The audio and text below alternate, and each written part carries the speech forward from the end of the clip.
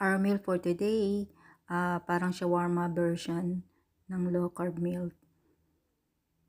Nag-prepare lang ako isang egg, 1 tablespoon ng flour, at saka 1 tablespoon ng coconut milk. Paghaluin, ito yung gagawin natin na parang wrapper ng shawarma or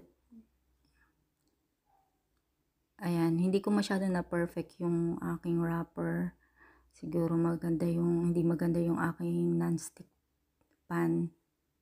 So, ayan, nilatag ko na with the baking paper.